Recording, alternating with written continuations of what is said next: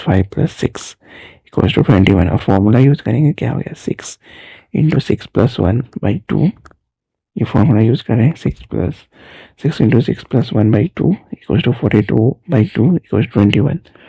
तो 21 जो होता है वो करेक्ट आंसर आएगा, ऊपर का भी 21, मैनुअली सम किए तो भी 21 और यह फॉर्मूला यूज करेंगे तो भी 21। तो ऐसे ही और नंबर्स के साथ चेक करके हम इंश्योर करते हैं कि फॉर्मूला सही काम कर रहा है या नहीं।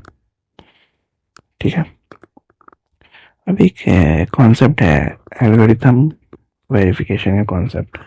तो जब हम एक एल्गोरिथम लिखते हैं तो हमें वेरीफाई करना होता है कि वो एक्सपेक्टेड आउटपुट दे रहा है या नहीं। इसके लिए हम अलग अलग इनपुट वैल्यूज लेते हैं और एल्गोरिथम के स्टेप्स को मैनुअली फॉलो करते हैं। इसे ड्राई रन कहते हैं। तो ड्राई रन से क्या फ़ायदा होता है कि गलत स्टेप्स आइडेंटिफाई हो जाते हैं, मिसिंग डिटेल्स या स्पेसिफिक्स समझ आते हैं। और ड्राई रन करने के लिए इनपुट वैल्यूज़ का सिलेक्शन इंपॉर्टेंट होता है। अगर हम सब पॉसिबल इनपुट टेस्ट नहीं करते हैं तो प्रोग्राम फेल हो सकता है। ठीक है, तो ड्राई रन करना बहुत ज़रूरी है। नेक्स्ट क्या है, टाइम कैलकुलेशन एल्गोरिथम। एक एग्जांपल है टाइम कैलकुलेशन एल्गोरिथम का। तो write algorithm to calculate time taken to go from place A to C via B, where time taken to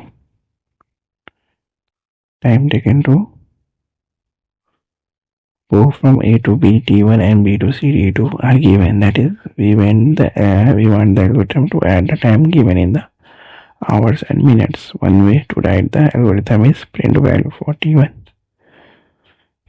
ठीक है,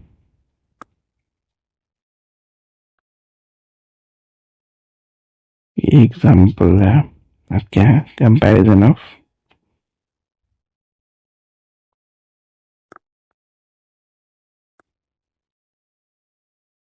ठीक है। तो ये कंक्लूजन हम बता देते हैं। ये कंक्लूजन क्या बोल रहा है कि अगर भी हम बिना वेरीफाई के सॉफ्टवेयर डेवलप करते हैं तो एल्गोरिथम में एरर होता है, तो सॉफ्टवेयर सही से काम नहीं करेगा। एल्गोरिथम जो है तो वो वेरीफाई करना इजी होता है और गलती पकड़ने में कम एफर्ट लगता है, लेकिन अगर इग्नोर किया जाए तो पूरा सिस्टम फेल हो सकता है। यही चीज़ें बोल रही है। कंपैरिजन ऑफ एल्गोरिथम, नया टॉपिक जो है वो क्या है, कंपैरिजन ऑफ एल्गोरिथम।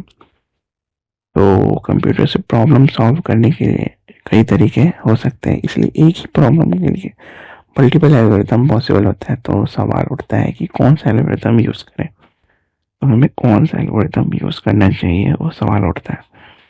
तो एक एग्जांपल देते हैं कि एक नंबर प्राइम है या नहीं है या नहीं है। तो ये चेक करने के लिए 4 डिफरेंट एल्गोरिथम यूज़ हो सकते हैं। जैसे कि प्राइम नंबर कंप्यूटर साइंस में बहुत इंपॉर्टेंट होता है, databases, security, file compression, modulation etcetera में यूज़ होता है प्राइम नंबर।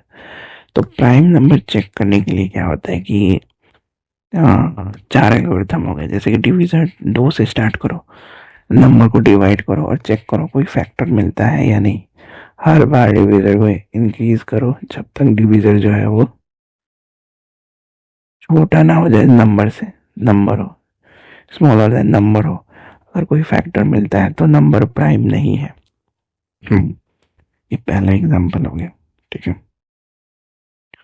दूसरा एग्जांपल क्या हो गया कि मेथड 1 को ऑप्टिमाइज करो। डिविजिबिलिटी सिर्फ नंबर के हाफ तक चेक करो, क्योंकि किसी नंबर का फैक्टर जो होता है उसे आधे से ज़्यादा नहीं हो सकता है। ओके, तीसरा फैक्ट क्या हो गया कि और ऑप्टिमाइज करो। डिविजिबिलिटी सिर्फ स्क्वायर रूट तक चेक करो, इससे और भी कम स्टेप्स लगेंगे। चौथा पॉइंट क्या हो गया कि पहले से एक प्राइम नंबर लिस्ट है, जैसे कि 1 से 100 तक, उसको स्टोर करो। उस लिस्ट को हर प्राइम नंबर को डिवाइड करो, मतलब उस लिस्ट के हर नंबर को प्राइम से डिवाइड करो। अगर किसी से डिवाइड नहीं होता है तो नंबर प्राइम है, अगर डिवाइड हो गया तो प्राइम नंबर नहीं है। ठीक है, तो ये चारों थी।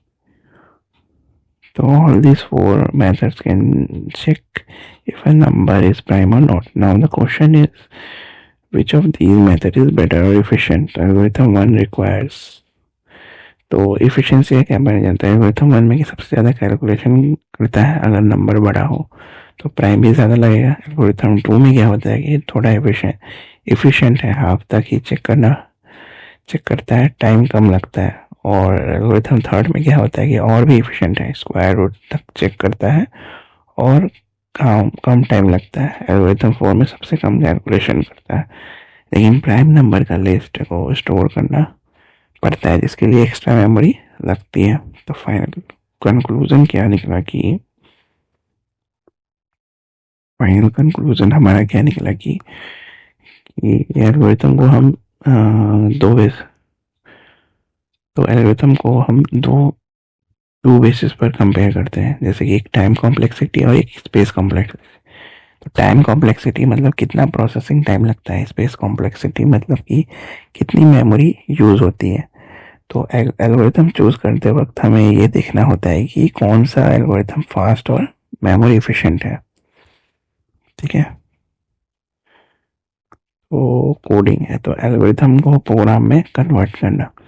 तो जब एक एल्गोरिथम जो होता है, कोडिंग के बारे में बात कर रहे हैं, तो जब एक एल्गोरिथम होता है जो फाइनल हो जाता है तब उससे एक हाई लेवल प्रोग्राम लैंग्वेज में कोड किया जाता है। जो प्रोग्राम सेलेक्ट करता है इंस्ट्रक्शंस को उस लैंग्वेज के सिंटैक्स के अकॉर्डिंग लिखना पड़ता है। जैसे सिंटैक्स का मतलब होता है कि लैंग्वेज के रूल्स या ग्रामर, जैसे स्पेलिंग, वर्ड्स का ऑर्डर, पंक्चुएशन एक्सेट्रा, ये सारे जो होते हैं वो सिंटैक्स होते हैं। ठीक है, कोडिंग करने के। तो machine language versus the low level language. ठीक है, machine language low level language के बारे में। तो मशीन लैंग्वेज या लो लेवल लैंग्वेज सिर्फ 0 और 1s में होती है। ठीक है, तो ये कंप्यूटर हार्डवेयर डायरेक्टली समझ सकता है, लेकिन ह्यूमंस के लिए इसे समझना और लिखना मुश्किल होता है। तो इस प्रॉब्लम को सॉल्व करने के लिए हाई लेवल लैंग्वेज बनाई गई है जो नेचुरल लैंग्वेज के करीब होती है और ईजी होती है रीड, राइट और मेंटेन करने के लिए, लेकिन कंप्यूटर इसे डायरेक्ट समझ नहीं सकता है।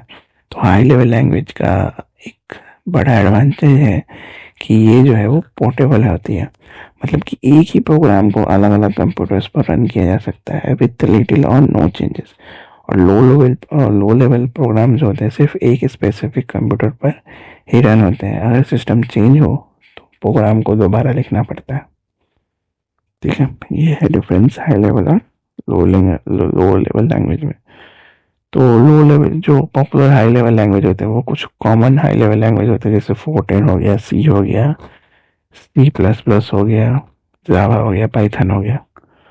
अब नेक्स्ट क्या है, सोर्स एंड ट्रांसलेशन। तो जो प्रोग्राम जो होता है हाई लेवल लैंग्वेज में लिखा जाता है उसे सोर्स कोड कहते हैं। इस सोर्स कोड को कंप्यूटर के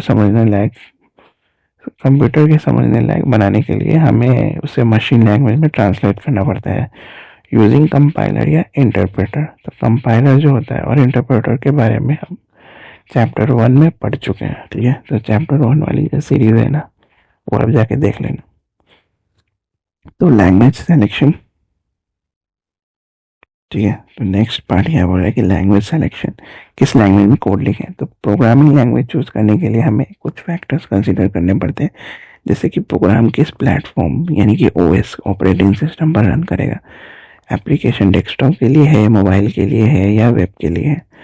तो डेस्कटॉप और मोबाइल ऐप्स जो होते हैं यूजुअली जो है एक स्पेसिफिक ऑपरेटिंग सिस्टम और हार्डवेयर के लिए बनाए जाते हैं, और वेब एप्लीकेशन जो होता है वो अलग अलग डिवाइसेस पर ब्राउजर के थ्रू एक्सेस के लिए बनाए जाते हैं। तो और क्लाउड रिसोर्सेज का यूज करते हैं हम। ठीक है, तो many resources available over cloud.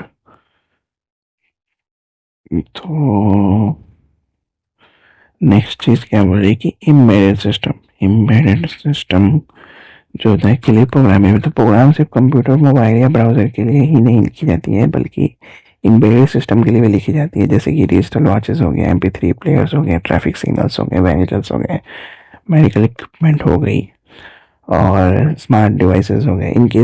इन केसेस में हमें स्पेशलाइज्ड प्रोग्रामिंग जो होता है वो टूल्स का यूज़ करना पड़ता है, या कभी कभी जो है तो असेंबली लैंग्वेज में कोड लिखना पड़ता है, ठीक है। नेक्स्ट क्या है, डिकम्पोजिशन। तो डिकम्पोजिशन क्या होता है, तो कभी कभी कोई प्रॉब्लम इतनी कॉम्प्लेक्स होती है कि उसका सॉल्यूशन जो होता है डायरेक्टली मिलना मुश्किल होता है। ऐसे केसेस में हम उस प्रॉब्लम को डिकम्पोज करना पड़ता है, यानी कि उसे छोटी छोटी पार्ट्स में तोड़ना पड़ता है।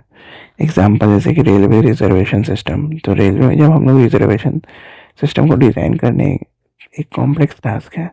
इसका सॉल्यूशन तब पॉसिबल होता है जब हम सिस्टम के अलग अलग कंपोनेंट डिज़ाइन करें।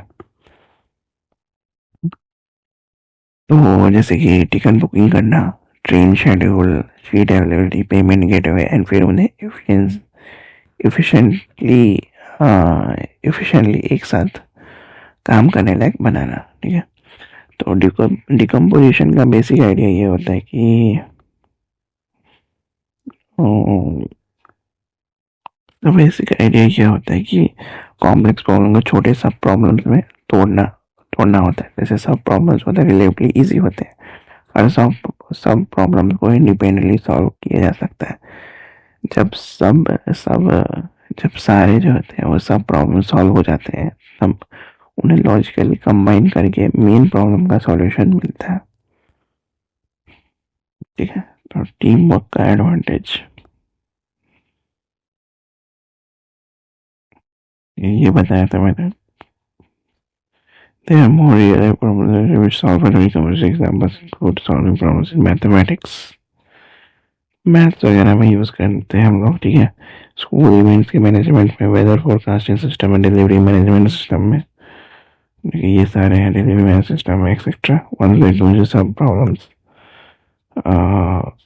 जब सब प्रॉब्लम सॉल्व हो जाते हैं तब उन्हें टेस्ट करना जरूरी होता है। तो चेक करना है कि सब सही काम कर रहा है या फिर उन्हें इंटीग्रेट करके कंप्लीट सॉल्यूशन बनाया जा सकता है, ठीक है।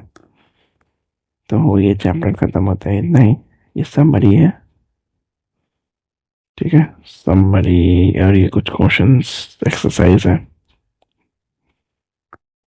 आप बोलोगे तो एक्सरसाइज का भी सॉल्यूशन लेके आ जाऊंगा मैं। कमेंट करना अगर एक्सरसाइज का सॉल्यूशन चाहिए तो।